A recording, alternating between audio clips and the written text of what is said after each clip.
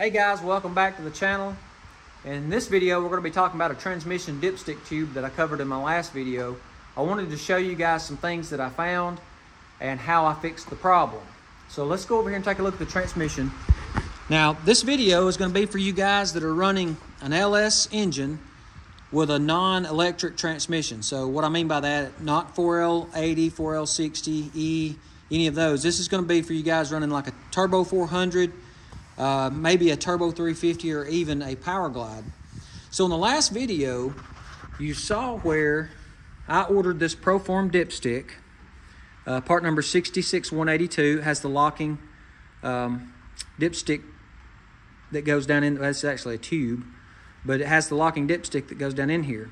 Now I've already modified this and I'm going to show you what I found and what I've done to fix the problem. So when you put this dipstick in here, if you remember my last video, if you didn't see my last video, I'll walk you through what happened.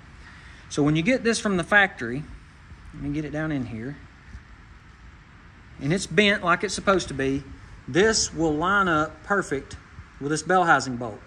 Now this bell housing bolt is not used on an LS. As you know, there's a water jacket right here. And I was going to drill and tap this and put a 10mm by 1.5 helicoil and just screw this right to it, which again, in the last video, if you saw, I'll try to put a snapshot up right here. When you look at this tube, it was straight up and down with this bell housing, which I didn't think was going to have any effect on the back of the LS engine. But when I got it over in the truck, this back of this tube was hitting the head. So in the upcoming video, I'm going to go through this again, but I thought this would be a good quick video to show you guys what I did and how to fix it.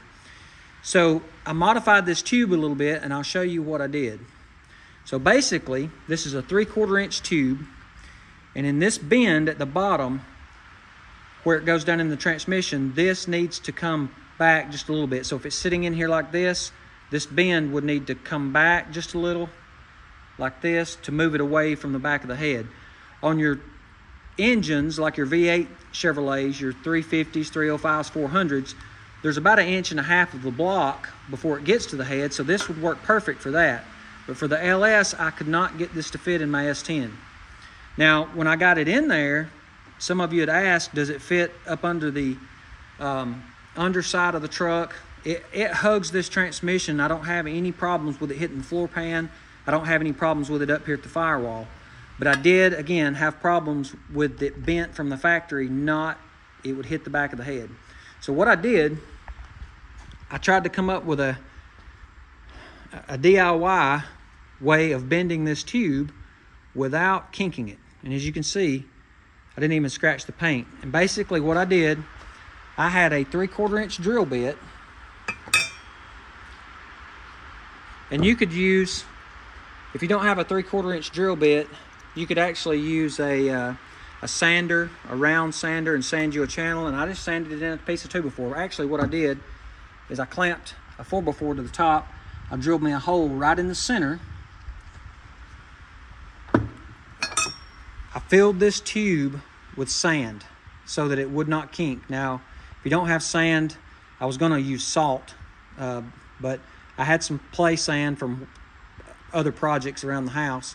And I filled this with sand. I taped the ends, packed it full of sand, kept shaking it till it, got it good and tight in there. And what I did, I probably didn't bend this 1/8 of an inch, guys.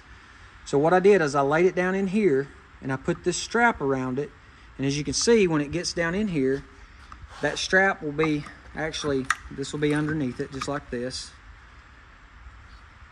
And I just moved it ever so slightly until I got the bend that I needed. And what I'm going to do is I'm going to show you how I now connect this to the back of the head with the engine, and I'll show you what clearances I've got. So let me put the engine up here, get some bell housing bolts in it. We'll reinsert this tube. I'll show you the final fitment, and we'll end this video, make it quick, a quick tech tip. So stay tuned.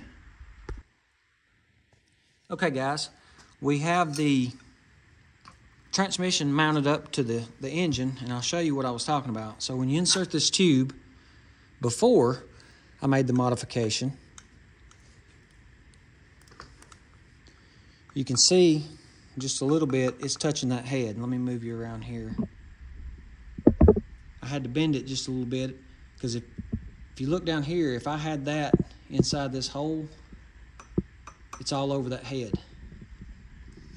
So what I did, I went on Amazon, and I thought this was going to be the fix without any modification. And I bought one of these offset brackets. So this offset bracket bolts to the back of the head right here, and it has a kick down. But the problem was, you can see how that lines up. You can see how this hole lines up here, and this other hole lines up with the bell housing bolt that's not used. The problem was, when I made that modification, it still didn't fit. So what I did, the first thing I was going to do was I was going to mark this and drill a hole in it and just tap it. But when I tried to tap it, you can see these two holes right here. You're drilling into one of those holes. So it makes it difficult to just tap this aluminum. My tap kept wanting to chew the threads out. I don't know what made it different, but I have a helicoil kit that is for a 10 millimeter by 1.5, which is the same bolts that go in the back of your head and that go through this bracket here. Now this bracket is just a cheap bracket off Amazon. ICT Billet makes them, but I bought the cheapest one, and I'll leave the link to this part in the description. But basically what I did is I bolted it to the head, I slid this over, marked my hole, drilled it, tapped it, and put a helicoil in it. And let me just put it on here real quick and show you how it works out.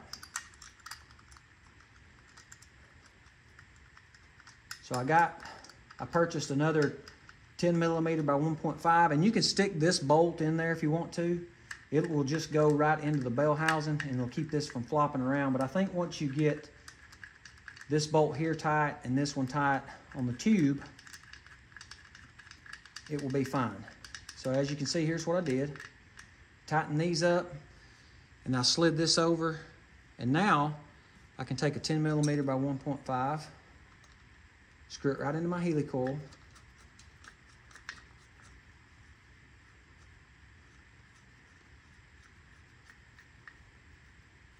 and I've got a nice secure dipstick tube with the hat type seal. I'll show you. This particular dipstick has the hat type seal rather than the O-ring. And I wanted one of these because I was going to buy one of those flexible dipstick tubes that you put the 2 Tech screws into the firewall. But the only thing about it is it's not locking here. Those cheaper ones on Amazon and some of the cheaper ones you can buy from some of the other big box stores, unless you spend $200 plus, you don't get the nut that goes under the pan and screws and locks this in. So with this, the dipstick tube can't come out. I get the benefits, if you guys are drag racers, I get the benefits of having a locking dipstick, and it's secure. And let me take you off the tripod and I'll show you. Try not to make too much noise here. Now, there's the clearance I've got.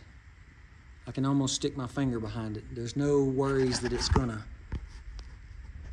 contact, and it's really secure.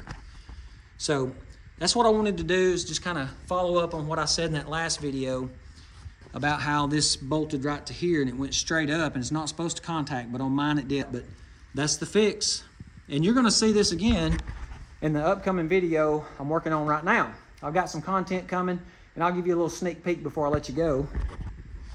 As you can see, I've painted the firewall. I think that looks good. But look here, I have bit the bullet and made the notch. So I've got my steel laid out over here.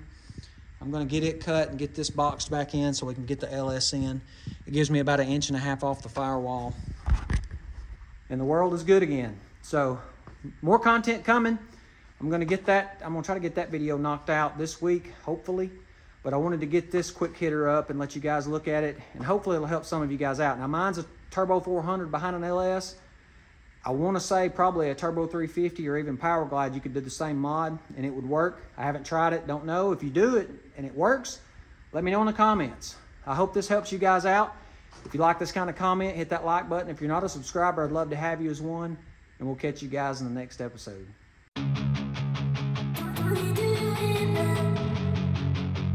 We do